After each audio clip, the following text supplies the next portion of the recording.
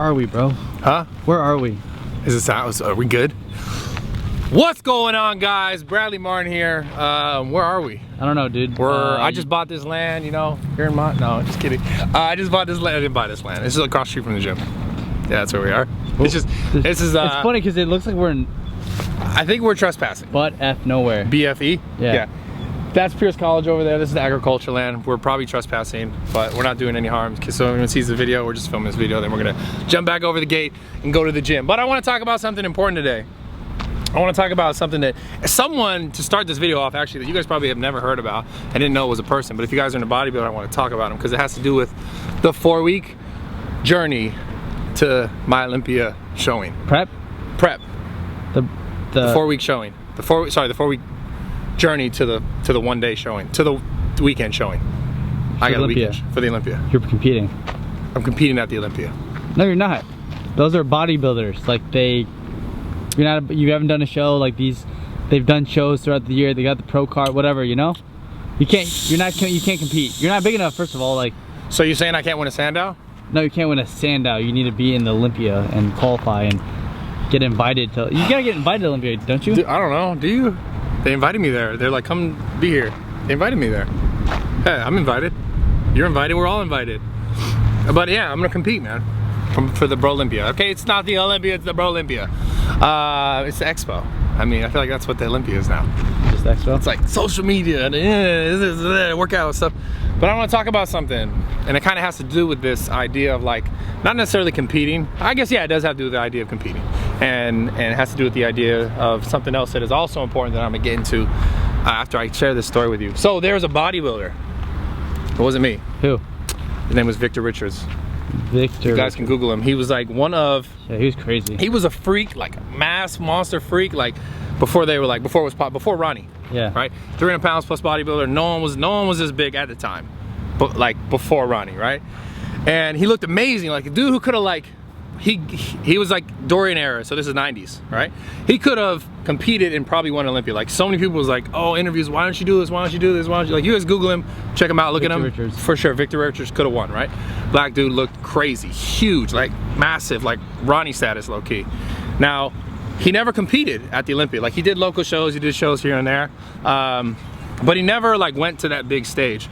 And I don't think it was so much because he couldn't win, because I think he could win. If you guys look at him, there's like comparisons and stuff, check him out. But he said something super significant that kind of made me think about this video, just in this idea in general. And it's about the idea of competing with other people versus competing with yourself.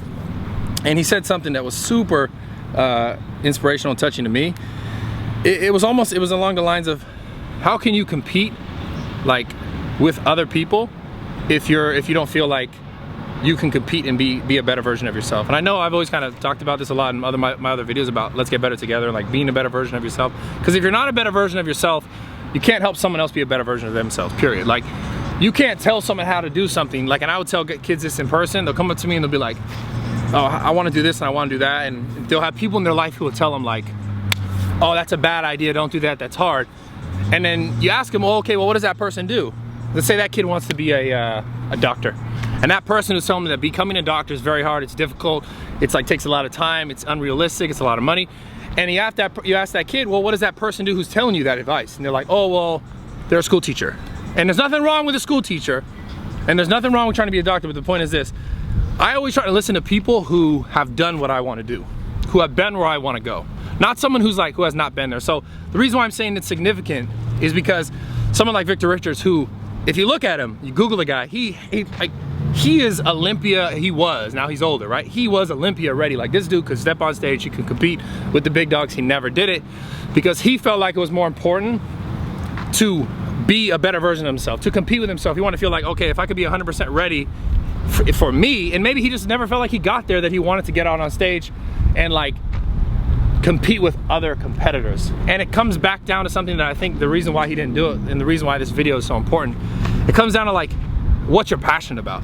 Because if you would say someone like Victor Richards, if you go look at him again, you Google him, check him out, you see someone like that and you could tell this guy is passionate about bodybuilding, about working out. Let's just call it what it is, what he was doing, trying to be like big strong guy, and not necessarily strong, but like bodybuilder, okay, because that's what he did. You could tell he was passionate about it, right? And I know, and I could personally relate to this. Not that I'm as big as Victor Richards or ever was. I mean, I might weigh as much as him and like the on season, but I am not. You know what I'm saying? Because he was shorter and he was 300 pounds, but like maybe when he's on, like I weigh the same, but muscularity wise, way different, right? But the point is this, I can relate to this on a really like serious level, and I want to relate it to you guys too about this passion thing and about like competing in general. Just not, because I'm not saying every one of you is trying to go compete at the Olympia, but I want to talk about like relating that idea of competing, like bodybuilding, to your passion and what you're passionate about, and like kind of as you go about getting towards your goals in life. So this has to do with, I'll start off for me and relating it to me. My job right now, right, is what? Career, job, passion, my job. Whatever. But what is my job right now? That you know, Kev, I mean, so they can answer. Your job, it's a lot of things, but your job is to be you, and you is, I guess, a business owner, a social media influencer, a content creator. Yeah. So it's a lot of things. It's a lot of things. It's not just one thing. But what you guys will probably see is like, oh, that guy's a bodybuilder. Yeah. Or that guy is a fitness guy. Or he just makes videos. Or he makes videos on YouTube. But there's a lot about, you know, you have to run a gym, you have to make sure people open it, people clean it, there's the machines work, you gotta make sure, like, all this stuff. So that's what I want to talk about. Everyone has always kind of lived off of this idea of, oh, if you do what you love, then you never work a day in your life, right? And I agree with that. I can agree with that. But no matter what you do, it still requires work. I don't care if you film YouTube videos. I don't care if you paint stuff and you sell it. You still gotta paint stuff. Even if you love painting. I always use painting as a reference because it's like completely left field of bodybuilding, but like people make money doing it. Most of the time, like after they're dead, it seems like they make more money. I know, right? But anyways, even if you love painting, you love it. And I love bodybuilding, and I love working out, I love fitness, I love the gym, I love everything involved in it.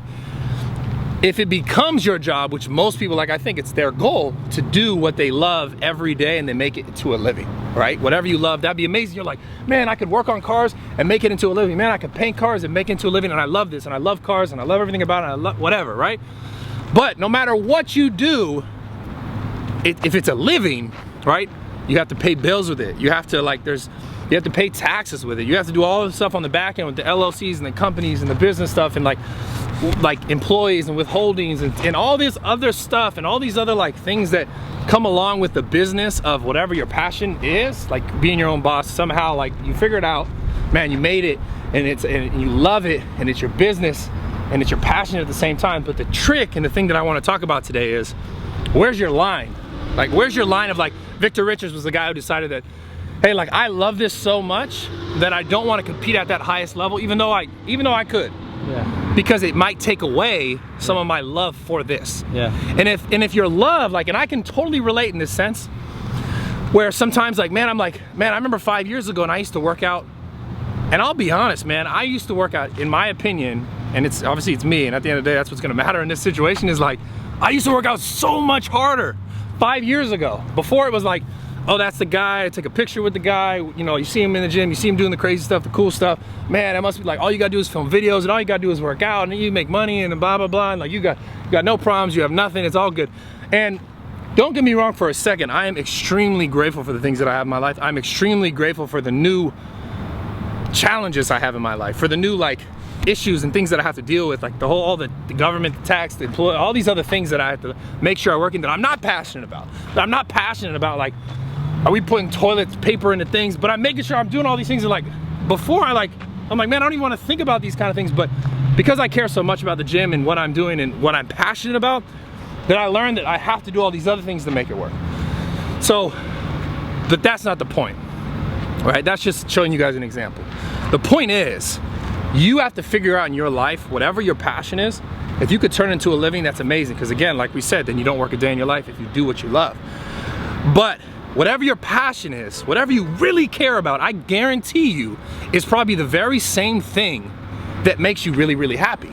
It's probably the very same thing that, like, you love to do, like, you're passionate about, you love to do.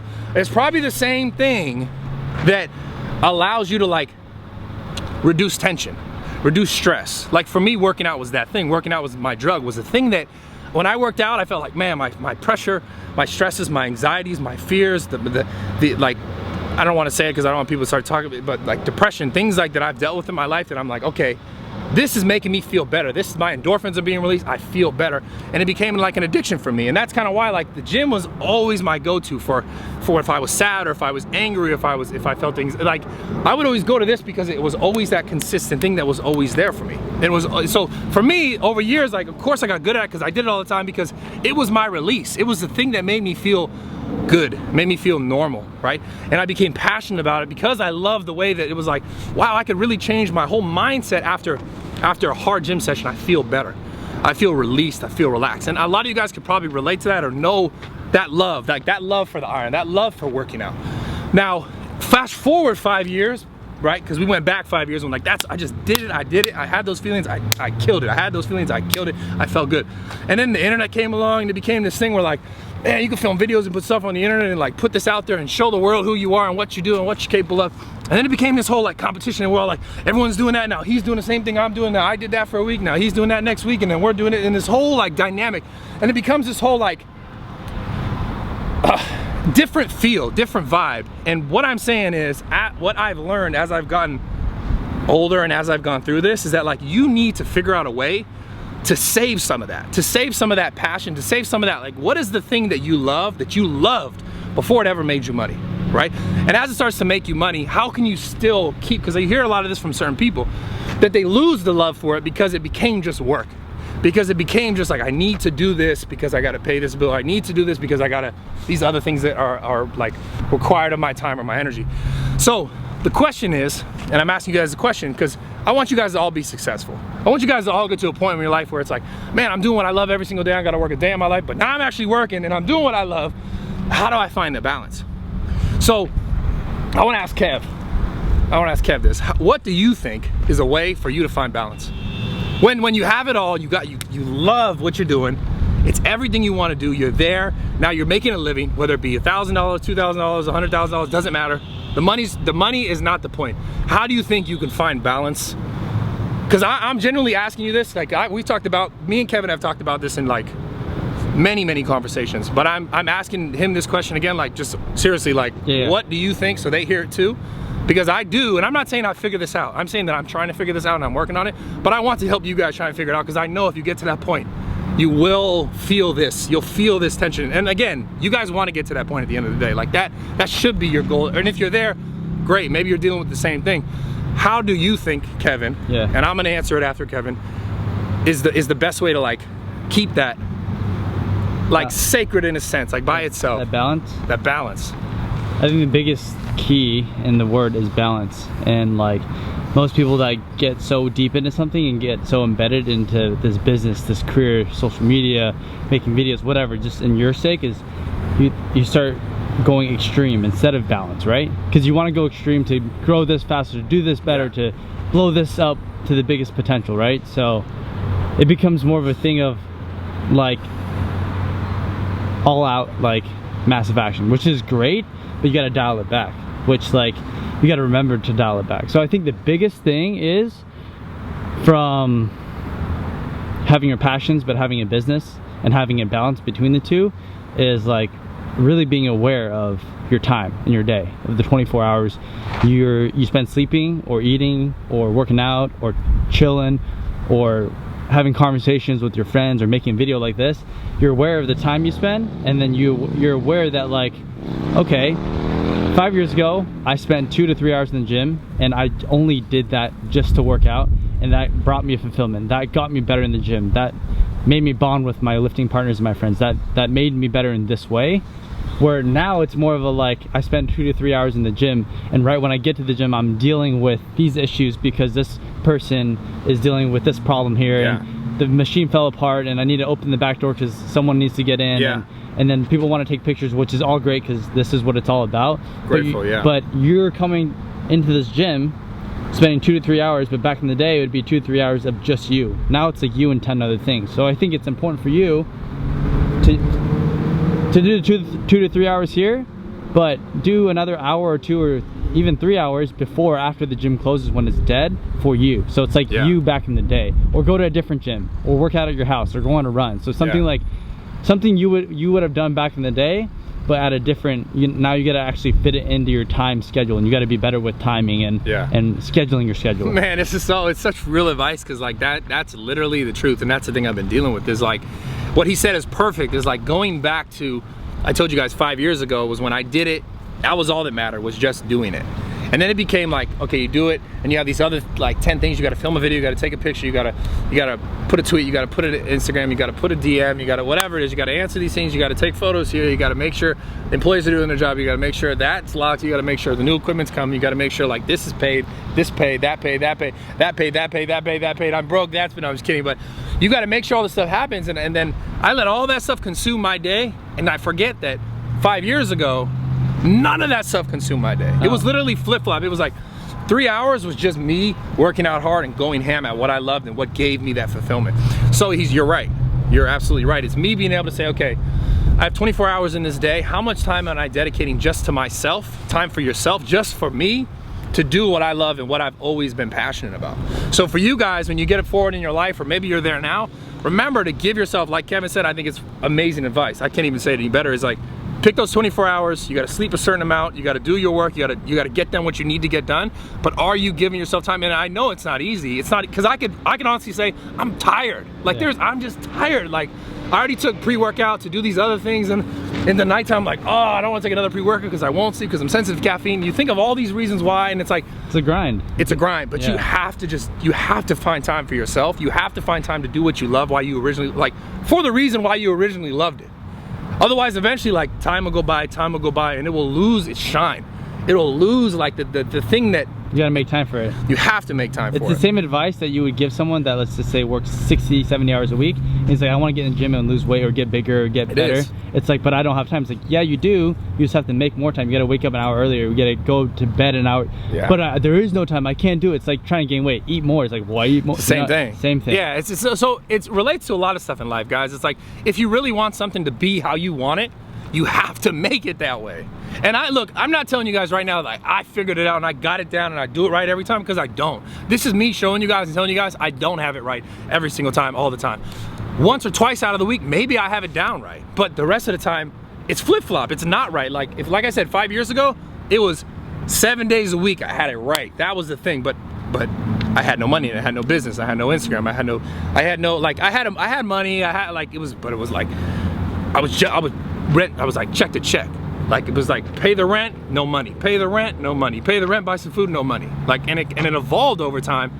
But like as far as like my happiness and my passion for what I was doing, it was super high. It was like crazy high. Like so high. I loved it so much. I enjoyed so much of doing this that it didn't even matter that I had no money, that I was paying rent to rent, that I was living in my friend's floor, that I was like eating other people's food. It didn't even matter. Like that stuff did not stress me out. Like it was so crazy. Like that's where I started, and like just it's flip-flopped. It's gone to be like, okay, now I have all these more things, so much more money, but then also requirements and other things that I have to do, and all these other people or things, whatever, that rely on me. And it's like, I'm grateful because like I put myself in this position, but I have to remember 5 years ago, how was it? And how can I find balance now for you guys? How can you find balance now? Like, let's say you're overweight and you're like, man, I need to lose weight, but I work this many hours and I can't do, and you keep finding, and I do the same thing. I keep finding excuses why, because I'm tired, and because I already did this that time, and you know, I already went to the gym, I don't want to go back, or whatever it was. Like, I'm gonna just be real, like they're excuses. Yeah. And I make the same ones. So like together, like let's really do this. If you have something in your life that you care about, or if you have something you're really passionate about and you notice that like you start to lose it a little bit because it became your work, or you want it to become your work, remember when you get here, or if you are here, you need to make time to just do the things you love for the reason why you loved them. Not because of wherever you are now and how it is, and so or where you're going. Just know that like you need to save that time for you time for yourself, for nothing else but just like, yo, this is what made me happy, or this is what released me, or this is whatever it was. Save that time. You cannot let it all go. Like, there may be times in your life when you can let a little bit more go because you have a little bit more responsibilities here or there, or like whatever, but do not let all that time go, because I can tell you that I've let all that time go.